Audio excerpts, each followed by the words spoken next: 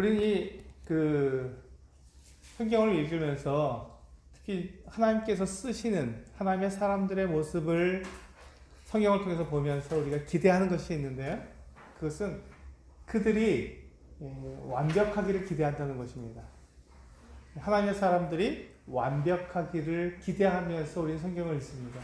그들은 실수하지 않고 그들은 잘못하지 않고 왜? 하나님을 믿는 사람들이고 하나님의 사람들이기 때문에 그들은 실수도 하지 않고 잘못도 하지 않고 죄도 짓지 않고 정말 하나님을 믿음으로 이 세상을 완전히 승리해서 나가기를 바라는 그런 바람이 있습니다. 그래서 우리 다윗에 대해서 우리 사무엘상을 통해서 읽으면서도 그와 비슷한 마치 우리가 그 위인전을 그 사람들이 기록할 때 그 위인들은 실수도 하지 않고 모든 것에 다 정말 완벽하리만큼 이렇게 성장하는 이것도 위인전을 기록한 것처럼 다윗도 그와 같은 모습이었으면 좋겠다 하는 바람으로 쭉 읽어오게 됩니다. 그런데 27장에 딱 왔을 때 우리가 여기서 이제 혼동되는 것은 그의 모습이 과연 믿음이 있는 사람의 모습인가? 과연 도덕적으로 지금 다윗이 올바르게 행동하고 있는 것인가? 다윗이 우리에게 그 신앙의 모본이라면 우리가 다윗이 이 사무엘상 27장에서 행하고 있는 이와 같은 모습들을 우리가 그대로 따라가도 되는 것인가? 이런 면에서 우리가 딱 이 사무엘상 27장을 보게 되었을 때 많은 해석상 어려움을 겪게 됩니다. 왜냐하면 도덕적으로 다윗이 여기서 완전하지 않았기 때문에 그렇습니다. 그래서 신앙적으로 하나님을 영적으로 하나님을 온전하게 의뢰하지 못했기 때문에 그렇습니다. 그래서 보시면 이제 1절에서 보시면 다윗이 그의 마음에 생각하기를 내가 후일에는 사울의 손에 붙잡히리니 블레셋 사람들의 땅으로 피하여 들어가는 것이 좋으려다. 사울이 이스라엘 온 영토 내에서 다시 나를 찾다가 단념하리니 내가 그의 손에서 벗어나리라 하고. 이 모습을 보면서 그가 지금 사울이 자기를 너무 찾으니까 너무 수색하고 뒤쫓으니까 이제는 더 이상 피할 곳이 없으니 내가 이제 어떻게 하랴. 내가 차라리 저 블레셋 사람 가드왕 아기스에게로 피해야겠다. 이런 생각을 하게 된 것이죠. 이렇게 되었을 때 우리는 여기에서 다윗의 이 모습을 보면서 얼마나 믿음이 없는 모습인가. 하나님께서 그를 붙들고 계시고 하나님께서 지금까지 수년 동안 그를 보호하시며 그를 지키셨는데 지금 이렇게 믿음이 없는 이 같은 행동을 하는 것인가 하는 생각을 가지면서 다윗에 대해서 우리가 혼동되기 시작합니다. 이 다윗이 지금 올바른 삶의 모습인가 하는 것을 우리는 생각하게 되는 것이죠. 근데 지금 이 다윗이 그렇게 그 사울을 피해서 이 블레셋 그 가드의 왕 그 아기스에게로 피하려고 하는 그 이유가 굉장히 피치 못할 사정이 있는 것입니다. 왜냐하면 그 뒤에 보시면 이제 그 다윗이 이 가드로 가게 될 때 혼자 간 것이 아니라 자기와 함께한 부하 600명을 함께 데리고 갑니다. 그런데 그 600명만 함께 가는 것이 아니라 600명이 가족을 다 이루고 있었습니다. 가정이 있는 거예요. 그 가족과 함께 가게 되는데 그래서 우리가 600명이 가드로 가게 될 때 가족까지 생각한다면 그 인원이 한 2,000명은 좋게 되지 않았을까 하는 것입니다.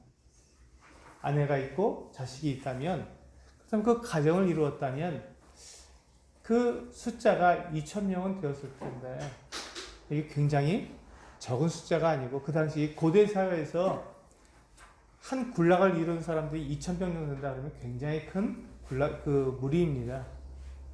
우리나라 그 서울에는 천호동이라고 하는 동네가 그 지역이 있죠. 천호동이라는 이름이 천호의 마을이다 이거죠. 천가구 마을이라는 뜻입니다. 천가구가 얼마나 컸으면 서울의 외곽에서 한강 이남에서 천호를 이루고 있는 큰 마을이다 해서 천호동이라고 이름을 지었습니다. 그러니 이게 600명이니까 600가정이면 그 고대 그 이스라엘에서 그것도 유대 그 남방 지역에서 600명의 한 그 마을을 600가구가 마을을 이루고 있다면 대단히 큰 이 무리가 될 수밖에 없었습니다. 근데 그들이 사울 왕이 이렇게 뒤쫓고 있고 샅샅이 수색하고 있으며 더군다나 지금 이 다윗에게는 어떤 지금 상처가 있었냐면 그 그일라 사람들이 자기가 돌봐주고 구해준 그일라 사람들이 사울이 내려오니까 그들을 사울에게 이 다윗을 넘기려고 했던 그 같은 상처가 있었고 그들이 또한 그 10 광야에 있을 때 그 10 사람들이 이 그 사울 왕에게 가서 우리 다윗이 여기 숨어 있으니까 잡으러 오시오 하고 2번씩이나 이 사울 왕에게 밀고 한 이와 같은 경험이 있었기 때문에 지금 다윗이 어디를 숨을 수 있을지 너무나도 괴로웠던 것입니다. 이 약 2,000명에 되는 자기 그 가솔들을 데리고 어디에 숨을 수 있을까? 굴에 숨는 것도 이제 한계가 있고 워낙에 숫자가 많으니까. 그리고 굴에 들어갔을 때 만약에 맞닥뜨리게 된다면 도저히 더 이상 피할 수 없이 완전히 다 붙잡힐 수밖에 없기 때문에 다윗은 너무나도 고통스러웠던 것입니다. 틀림없이 붙잡힐 텐데 후일에는 내가 붙잡힐 텐데 곧 내가 붙잡힐 텐데 그럼 어떻게 하면 좋을 것인가 하는 생각에 그가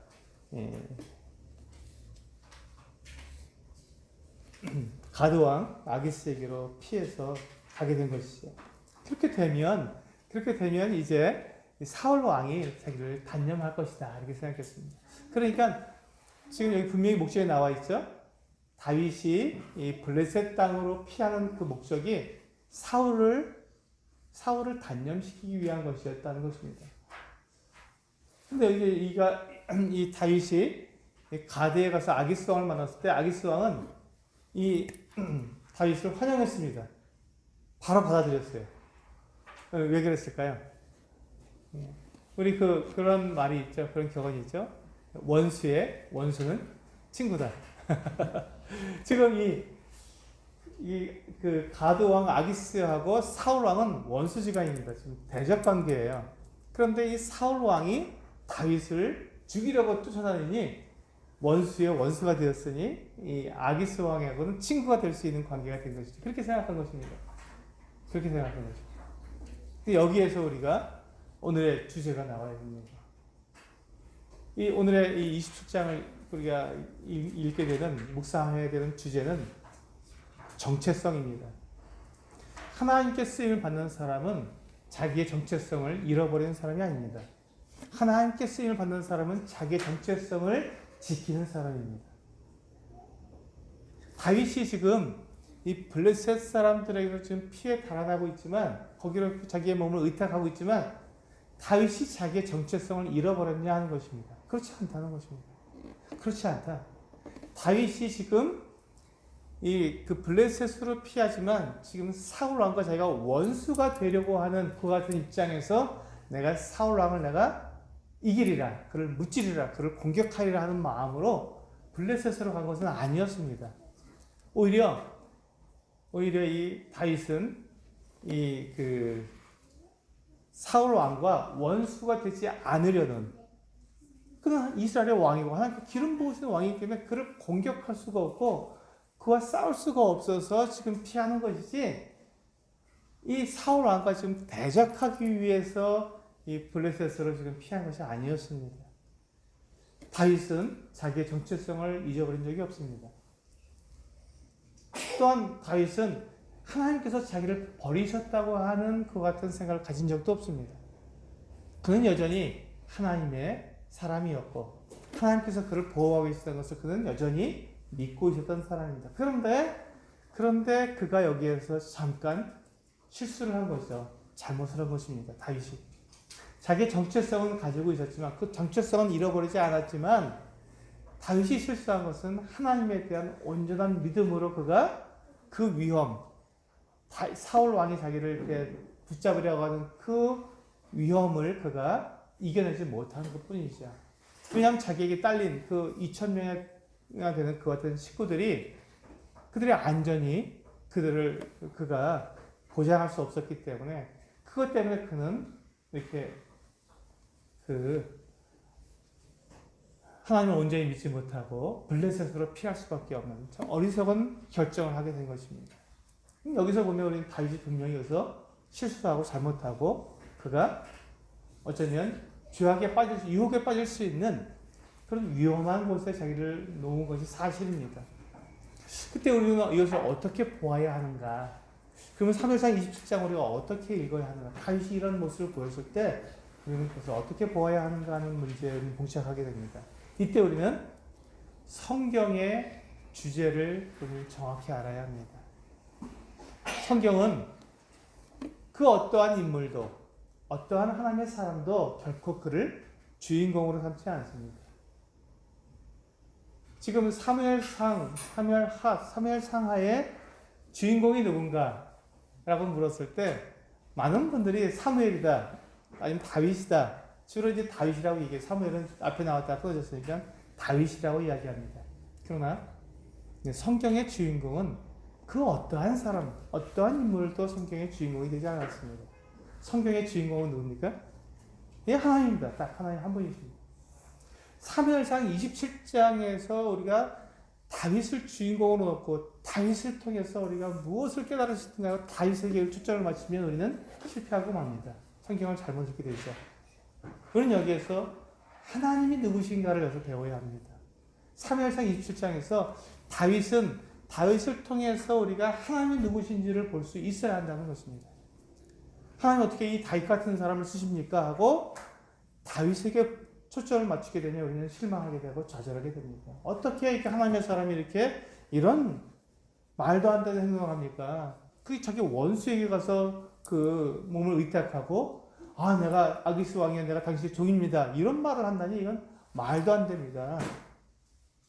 하나님께서 그에게 기름 부어서 왕으로 삼으실 그 사람, 이스라엘의 왕이 될 사람이 어떻게 적국에게 이렇게 용병으로 가서 그 아기스 왕에게 종이 될 수 있습니까? 이건 말도 안 됩니다. 라고 말하면서 실망하고 좌절할 수도 있습니다.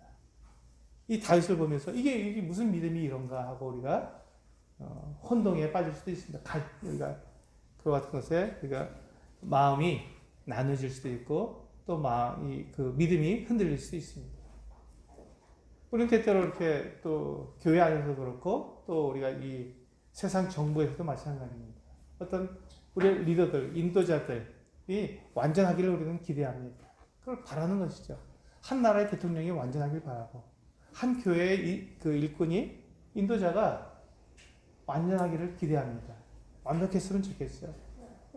그렇죠. 완벽하면 좋겠지만 그러나 하나님께서는 그것을 허락하시지 않습니다. 그 어떤 사람에게도 완벽을 하나님께서 허락하시지 않습니다. 그래서 오직 완전하신 분, 오직 완전하신 하나님은 한 분밖에 없으시고 성경에서 그래서 우리 예수 그리스도를 제외하고 이 땅에 살았던 이 육체를 가진 사람이 완전한 분은 딱 한 분, 예수 그리스도 외에는 단 한 사람도 없는 것입니다. 그래서 우리가 그 교회 안에서도 인도자를 바라보게 될 때 인도자가 완벽하면 좋겠죠. 완전하면 좋겠지만 그러나 그것은 하나님께서 허락하시는 일이 아니고 또한 어떠한 사람도 이룰 수 없는 것이라는 것입니다. 그래서 우리가 그 어떤 우리가 하나님께서 사용하시는 하나님의 사람, 하나님의 인도자들, 어떤 소그룹의 어떤 인도자들, 리더들, 이러한 분들을 우리가 바라보게 될 때 그분들에게서 우리는 완벽을 기대하는 것이 아니라 이 정도면 됐다. 나를 인도할 수 있을 만큼 도와주는 사람이면 됐다 하는 정도에서 우리는 멈춰야 하는 것이죠. 그리고 그 이상은 누구에게 기대해야 합니까? 하나님께 기대해야 하는 것입니다. 다윗에게 우리가 여기까지 지금까지 사무엘상 26장까지 오면서 우리가 보았던 그 다윗의 용맹함, 그의 믿음, 그의 정말 충성됨, 그의 흔들리지 않은 것 같은 모습들, 당대함, 이 같은 것들을 우리가 보면서 충분히 다윗은 정말 하나님의 사람이야. 다윗은 정말 하나님께서 이스라엘의 왕으로 세우실 만한 그 같은 놀라운 사람이야 라고 우리가 인정하면 거기까지 됐다는 것이죠.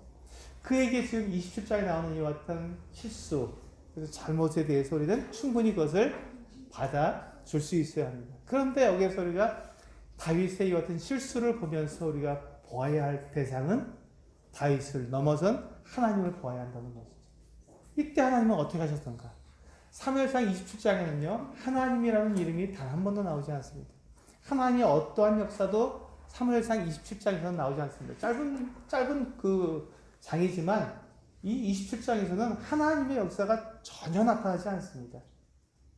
다윗이 자기의 지혜로 이렇게도 하고 저렇게도 하고 아기스 왕을 속여서 자기의 안전을 유지하는 그 같은 모습만 나오지 하나님이 그와 함께 하셨다는 얘기도 나오지 않고 하나님께서 그를 위해서 어떤 일을 행하셨다는 것이 나오지 않습니다. 그래서 우리는 여기서 실망하게 되는 것이죠. 도대체 이 다윗의 이와 같은 모습이 다윗의 이와 같은 행동을 보면서 하나님 당신은 지금 어디에 계시는 것입니까? 정말로 하나님께서 이 다윗을 보고 계신 것입니까? 라고 하는 마음이 우리가 올라오게 되면서 사무엘상 27장은 정말 이해하기 어렵다는 말이 생각이 나는 것이죠. 그런데 하나님께서는 사무엘상 27장에서 다윗이 하나님께 대한 믿음을 나타내지 못하고 자기 생각대로 자기 지혜대로 움직이는 그 모습 속에서 하나님께서는 당신께서 이렇게 나타날 수 없었지만 당신의 같은 뜻과 당신의 능력을 나타낼 수 없었지만 그러나 하나님의 눈은 결코 다윗에게서 떼지 않으셨다는 것입니다. 하나님은 결코 다윗을 버리지도 않으시고 다윗을 떠나지도 않으셨다는 것입니다. 끝까지 다윗을 보고 계셨고 다윗을 돕고 계셨으며 다윗을 위해서 준비하고 계셨다는 것입니다. 그럼 어떻게 알 수 있나요? 이 다음 31장까지 쭉 가면서 우리는 하나님께서 이 다윗과 어떻게 함께 하셨는지 다윗에게 어떻게 신실하셨는지 다윗에게 하신 그 언약을 어떻게 지키셨는지를 우리는 보게 될 것입니다. 27장에서는 전혀 하나님이 나타나지 않기 때문에 우리는 그것을 알 수 없지만 28장, 29장, 30장, 31장에 딱 가게 되면 하나님께서는 모든 것들을 다 이루셨다는 것을 우리는 알게 될 것입니다. 그래서 우리는 이 사무엘상 27장에서 다윗을 주목하지 않고 다윗 뒤에서 다윗을 지켜보고 계시는 그 하나님을 우리는 볼 수 있어야 합니다.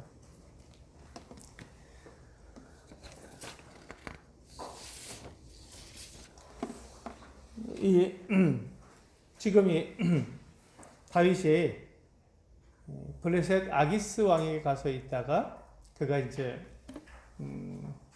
그 아기스 왕에게 자기가 이제 머물 수 있는 성을 하나 달라고 지방에 성을 하나 달라고 합니다.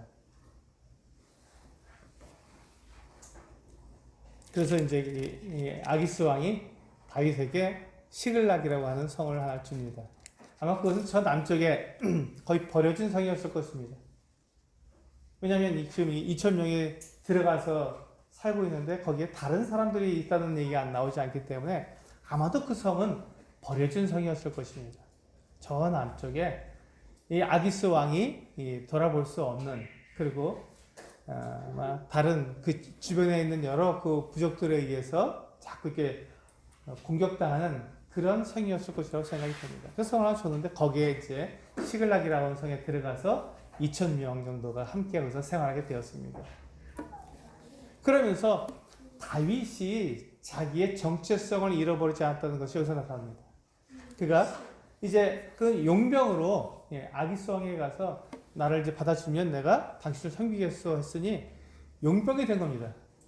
아기스 왕의 용병이 되어서 용병이라는 건 뭐냐면 이제 그 주변에 있는 여러 그 부족들하고 싸워서 그들에게 이겨서 그들에게서 이 전리품들 소나 양이나 뭐 옷이나 이런 것들을 다 아니면 노예도 이렇게 끌고 와서 그 왕에게 바치면 이 아기스 왕이 그 중에 일부를 하사해주고 그 다음에 이렇게 생활할 수 있도록 보호해주는 것이죠. 이렇게 용병 생활을 하는 것입니다. 그러니까 이 아기스 왕은 다윗이 왔을 때 너무 행복했던 거예요. 사울 왕의 원수 쫓겨서 지금 사울 왕이 죽이려고 쫓아다니는 사람이었고 또 그 이 600명이나 되는 그 용맹한 그 부하들을 데리고 있더니 다윗이 왔다는 것은 이 사울 왕에게는 정말 어마어마한 선물을 얻은 거나 다름없었습니다. 이제 이 다윗이 나가서 자기가 이제 싸우기 힘든 귀찮은 이와 같은 곳에 가서 싸우라 그러면 싸울 텐데 싸워서 전리품을 가져오면 그게 다 자기들의 재산이 되고 부가 되니까 너무 행복했던 것이죠. 그래서 다윗은 그 아기스 왕의 그 마음에 자기 마음을 이렇게 흡족하게 해줘야 되기 때문에 나가서 싸움을 계속해서 했습니다. 전리품을 얻기 위해서. 그러면 이제 다윗은 누구와 싸워야 할까요? 아기스 왕이 생각했던 것은 이제 그가 사울 왕에서 도망쳐 나왔으니 사울 왕에게 대적이 될 것이다 하고 생각했습니다. 그래서 다윗도 그렇게 싸워야 했는데 만약에 다윗이 유다 그 이스라엘 백성들하고 싸우게 된다면 어떻게 되죠? 그는 다시는 이스라엘의 왕이 될 수 없었습니다. 그게 정체성이 여기서 문제가 되는 거죠. 정체성. 내가 누구인가 하는 것을 잊어버리면 안 되는 것입니다. 다윗이 비록 그 블레셋에 지금 의탁하러 왔지만 그가 이스라엘 사람이고 그가 유다 백성이며 그가 하나님께로부터 기름 부음을 받아서 왕이 되어야 할 그와 같은 사람이라는 것을 결코 잊어버려서는 안 되었습니다. 근데 우리가 이제 지난 주일날 우리 그 성경 공부 시간에 그 영적 퇴보에서 우리가 보았던 세 명이 있었죠. 데마라는 사람, 또 롯이라는 사람, 그리고 엘리멜렉이라는 사람에 대해서 우리가 보았습니다. 데마는 그가 자기 정체성을 잃어버린 것이죠. 후에 그가 사도 바울과 함께 전도여행을 다니면서 사도 바울이 굉장히 기쁨을 주었고 그 동역자가 되었을 때 그가 얼마나 하나님께 영광스러운 사람이었는지를 그는 잊어버리고 맨 마지막에 바울의 그 마지막 순간에 바울을 버리고 그는 세상을 사랑하여 데살로니가로 갔던 것입니다. 그가 만약에 그가 지금 행하고 있던 이 바울과 동역하고 이 복음을 전하며 교회를 이루고 사람들을 구원하는 이 모든 일에 대해서 얼마나 그가 놀라운 일이며 하나님의 그 영광인지를 그가 분명히 알고 자기의 그 정체성을 분명히 그가 알고 있었다면 잃어버리지 않았다면 그는 결코 세상을 사랑해서 데살로니가로 가지 않았을 것입니다. 그런데 그가 그것을 잊어버리는 그 순간 자기 정체성을 잃어버리는 그 순간 그는 세상을 사랑해서 데살로니가로 갈 수밖에 없었던 것이죠. 롯은 어떻습니까? 롯은 아브라함의 조카로서 하나님께서 이 아브라함과 함께하는 것을 계속 보아왔습니다. 그런데 그가 물이 넉넉한 땅, 소돔 땅을 보았을 때 그가 이 부에 대한 어떤 욕망을 떨쳐버릴 수가 없어서 결국 그는 자기의 정체성을 잃어버리고 소돔 성으로 들어가서 소돔의 성문에 앉는 사람이 되는 그 장로의 위치에까지 올라가게 되는 이런 모습을 나타내는 것을 보게 되었을 때 롯은 자기의 정체성을 잃어버린 사람이었죠.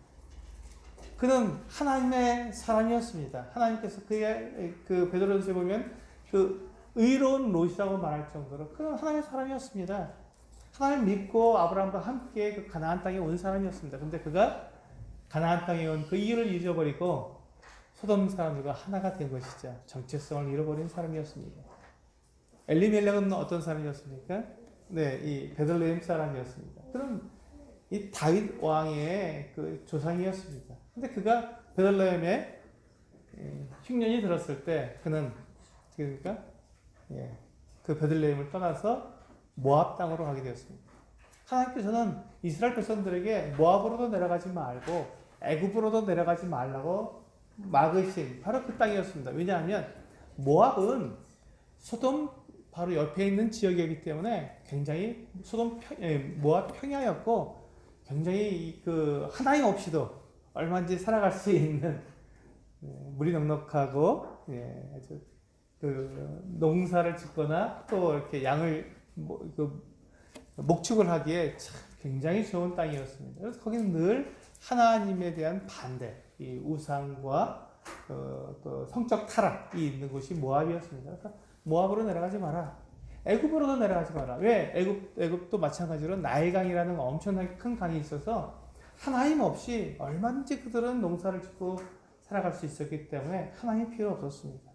그러니까 자기들 마음대로 우상을 만들어서 그래서 섬기고 그렇게 멋대로 살았던 것이죠. 그것을 이스라엘 백성들이 하나님의 백성들이 보고 배울까봐 하나님께서는 이스라엘 백성들에게 애굽으로도 가지 말고 모압으로도 가지 마라 하고 말씀하셨는데, 이 엘리멜렉은 그것을 잊어버리고 그가 흉년이 들었을 때 다른 사람들도 똑같이 흉년이 들었는데 안 갔는데, 엘리멜렉은 자기 가족을 데리고 모압으로 내려갔다가 죽고 두 아들도 죽고, 그렇게 해서 정말 다 망해서 나오미가 다시 올라오게 되는 이와 같은 모습을 보였습니다.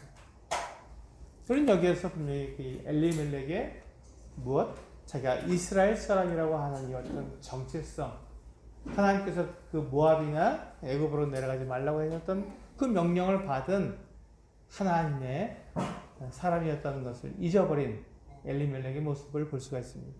그렇습니다. 우리가 어떤 형편, 지금 다윗과 같은 형편 한번 잘 생각해 보시기 바랍니다. 우리들의 삶 속에서도 다윗과 같이 이렇게 어려운 형편에 우리가 처할 수가 있습니다.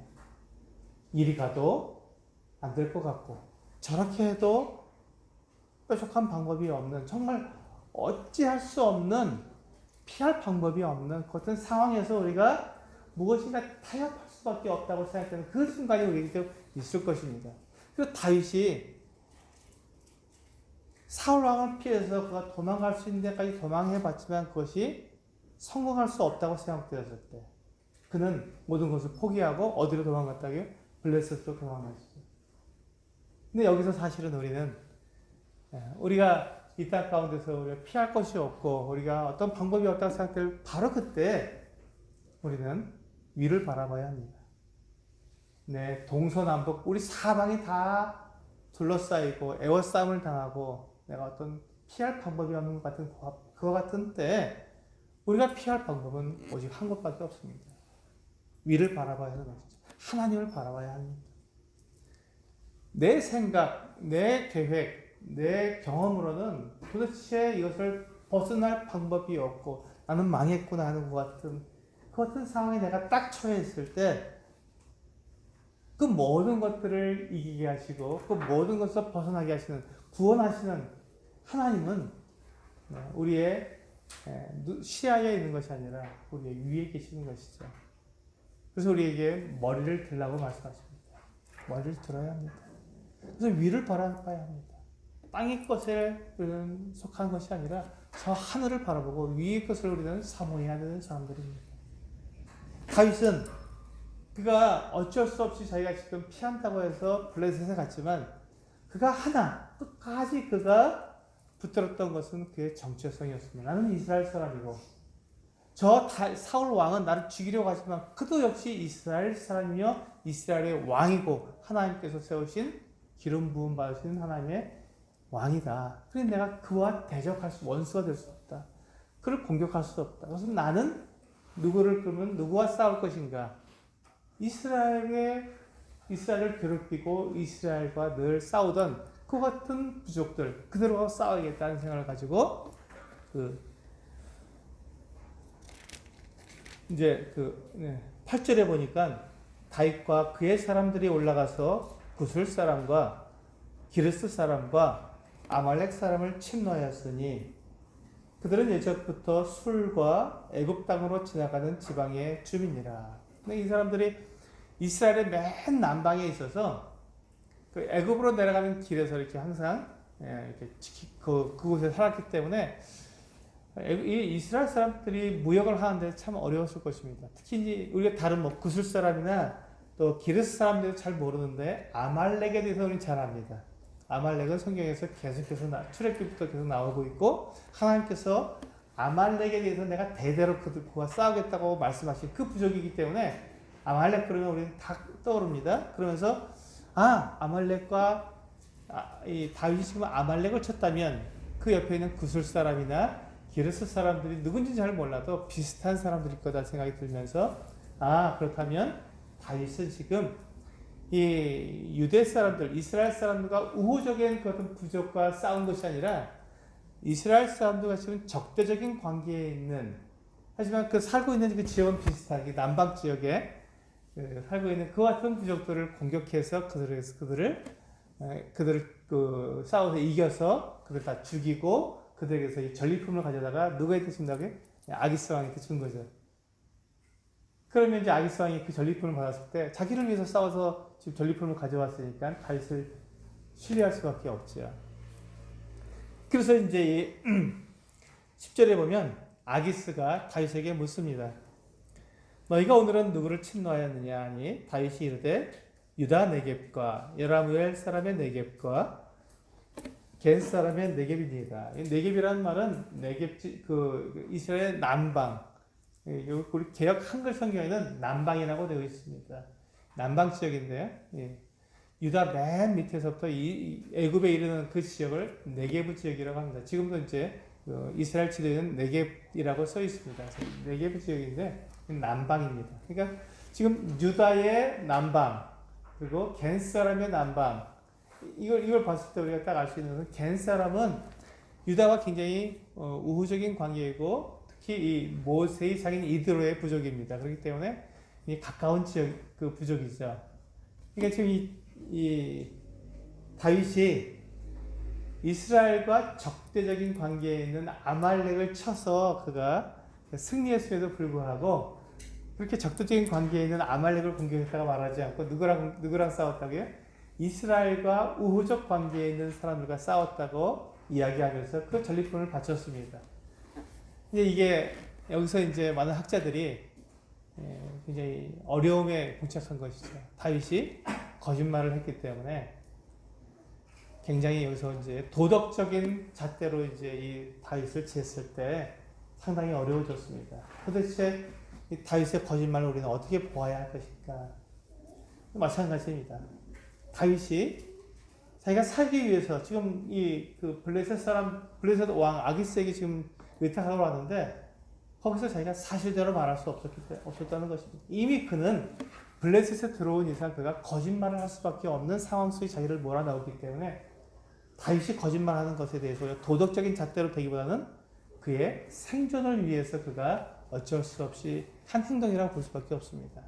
물론 여기서 그가 이 다윗이 잘했다고 우리는 말할 수는 없습니다. 그러나 이것을 가지고 우리가 도덕적 잣대로서 우리 그리스도인들은 이 다윗에서 무엇을 배울 것인가가 아니라 이렇게 하나님의 사람일지라도 이렇게 실수하고 잘못하고 또 그가 우리들에게 모범이 되지 못하는 이 거짓의 모습을 보일 수도 있다는 것입니다. 그럴 때 우리는 그 사람, 하나님의 사람이 다윗을 보고 실망할 것이 아니라 그 다윗이 그와 같은 모습을 보임에도 불구하고 하나님께서 다윗을 버리지 않으셨다는, 하나님께서 다윗을 떠나지 않으셨다는 여기에 우리의 눈이, 우리의 마음이 가야 할 것입니다. 왜냐하면 다윗이 아니라 우리 모두, 이 자리에 있는 우리 모두, 이 전 세계에 있는 모든 그리스도인들, 그 어떠한 사람이라도 우리의 삶 속에서 완벽한 삶을 살 수 없기 때문에 그렇습니다. 우리 모두는 구원받은 그리스도인이라 할지라도 이 땅을 살아가는 가운데 우리는 잘못도 할 수 있고 실수도 할 수 있고 또 우리가 죄도 지을 수 있습니다. 바로 그때 하나님은 우리를 향해서 어떻게 우리를 대하시는가 하는 것을 우리는 보아야 합니다. 우리는 때때로 그렇게 내가 실수하고 잘못하고 우리가 죄를 지었을 때 하나님이 나를 버리실 거야. 나 같은 사람 이제 하나님께 쓰시지 않을 거야. 어떻게 내가 이렇게 하면 내가 어떻게 하나님께 나아갈 수 있어? 라고 하던 하나님에 대한 오해를 우리가 가질 수 있습니다. 하나님은 다윗을 통해서 봤을 때 하나님은 그런 분이 아니라는 것이죠. 다윗이 이렇게 그가 철저하게 실패하고 실수하고 잘못하고 거짓까지 이렇게 행하면서 자기의 목숨을 겨우 붙들고 있는 정말 믿음 없는 이 모습을 보이는 이 순간에도 하나님은 결코 다윗에게서 눈을 떼지 않으셨고 다윗을 보호하시는데 실패하지 않으셨고 다윗을 떠나지도 않고 다윗을 버리지도 않으셨다는 것입니다. 그 하나님, 우리는 바로 그 하나님을 보아야 합니다. 하나님은 다윗에게 이와 같이 은혜를 베푸시고 다윗과 함께 하신 하나님이시라면 내가 실수했을 때, 내가 잘못했을 때 그때도 하나님께서는 나와 동행하시겠구나. 그때도 나에게 은혜를 베푸시겠구나. 내가 하나님을 오해하지만 않는다면 하나님은 나와 함께 하시겠구나. 그리고 나를 그 죄에서 나의 실수와 잘못에서 나를 건져주시는, 구원하시는 하나님이시구나 하는 것을 우리는 알 수 있게 되는 것입니다. 이것이 바로 오늘의 우리가 사무엘상 27장에서 우리가 보아야 하는 하나님입니다. 오늘 사무엘상 27장에서 우리가 보아야 하는 하나님의 은혜입니다.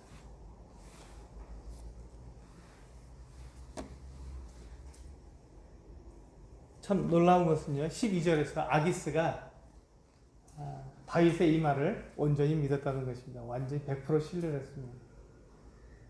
12절을 이렇게 말씀하고 있죠.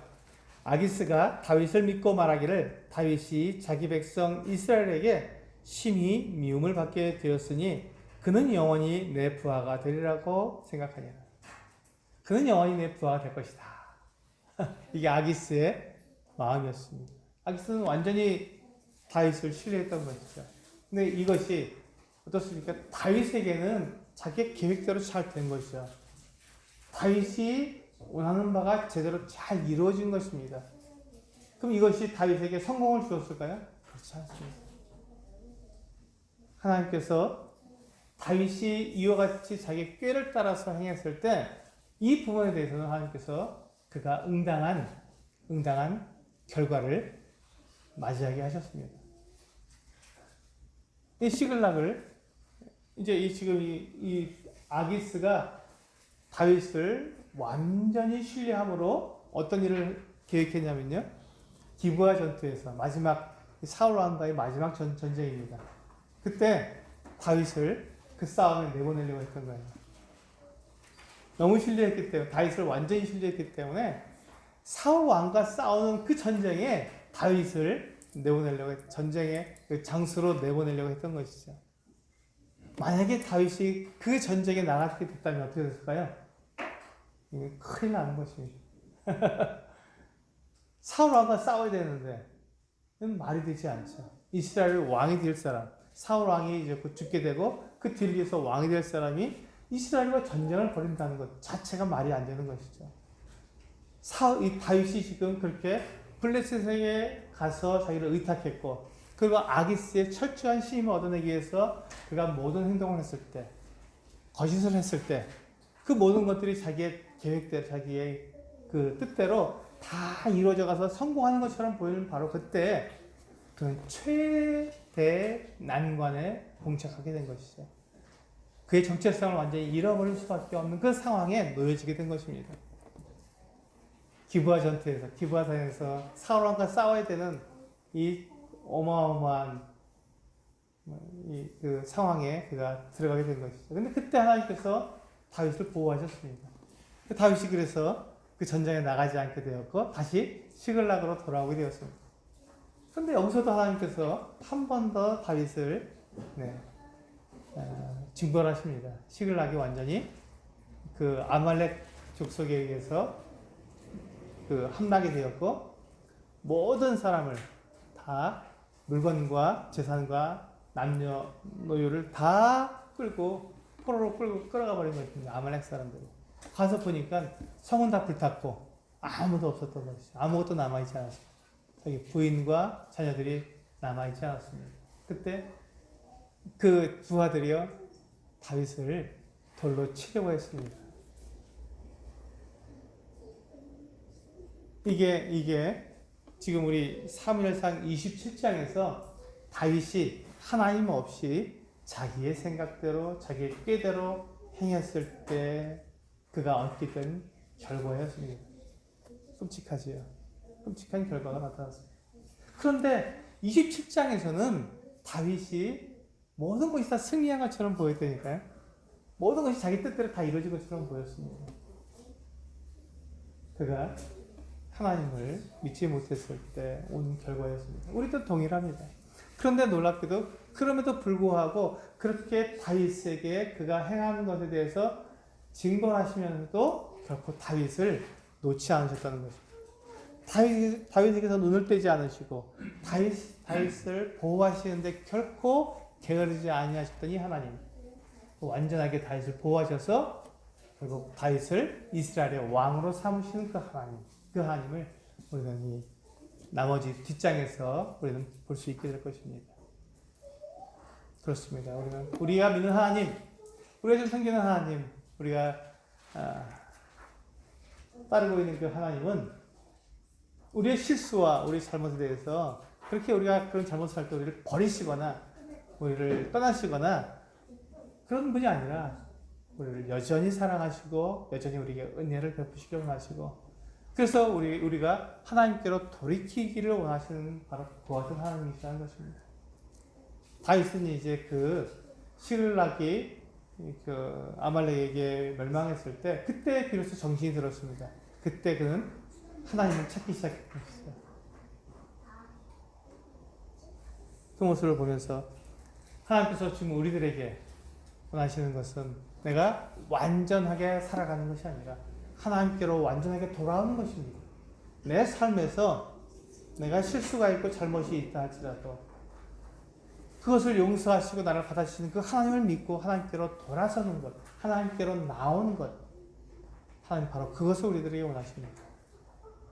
하나님은 우리를 받으시기에 넉넉하신 사랑이 많으시고 자비로우신 분이시기 때문에 그렇습니다. 하나님은 우리의 아버지이십니다.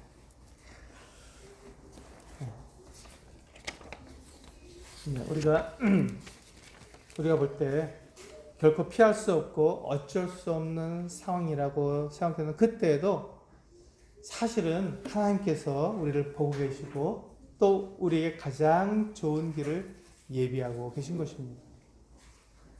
그리고 그 하나님의 보호는 결코 부족한 법이 없습니다. 가장 완전하고 완벽한 보호가 하나님으로부터 주어지는 것입니다. 그렇기 때문에 우리가 도무지 방법이 없다고 말할 때 하나님을 보아야 하고 그 마지막에 역사하시는 하나님의 능력과 그 손길을 기다려야 합니다. 우리의 연약함 때문에 그 하나님을 끝까지 기다리지 못하고 그냥 내 시간에 내 생각으로 어리석은 결정을 해서 실수와 잘못 그리고 심지어 죄를 범한다 할지라도 하나님은 결코 우리를 버리지도 않으시고 떠나지도 않으십니다. 우리가 스스로 포기하지만 않는다면 하나님은 우리를 끝까지 인도하실 것입니다. 내가 누구인지 하나님께서 나에게 어떠한 약속을 해주셨는지 우리는 시시때때로 기억하고 되뇌어야 합니다. 그래서 우리는 매주일 주의 만찬을 통해서 주의 죽으심과 우리를 사랑하심을 기억하고 감사하는 것이죠. 그래서 하나님께 쓰임을 받는 사람은 자기의 정체성을 잃어버리는 사람이 아니다. 자기 정체성을 반드시 기억하고 살아가는 사람이다. 이렇게 말씀드릴 수 있겠습니다. 네, 기도하시겠습니다.